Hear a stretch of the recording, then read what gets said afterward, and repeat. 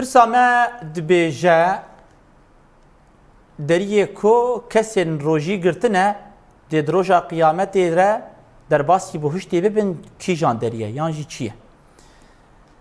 Gelona vî deriyê aştiyê ye yan jî deriyê ronahiyê ye yan jî deriyê reyan e yan jî deriyê ferdos e. Tîma şehîd Ziyad dema we dest pê kir kesê ku rojî girtine kesê ê rojî digirin di kîjan deriyê re wê derbasî bihuştê bibin.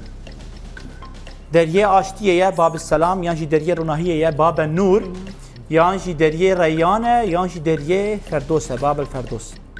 Kîjan deriye kesê ku rojî digirin wê di kîja deriyê re derbasî bihuştê bibin. Reyan de derbas. Bab ber reyan deriyê reyan vebjêrka we ya dawiye Reyan kese gittî bin ne deriyê reyan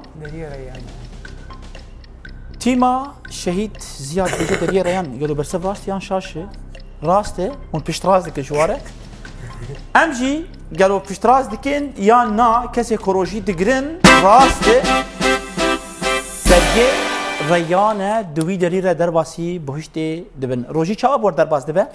Gelki var. Hatana baş. Yani Alhamdulillah.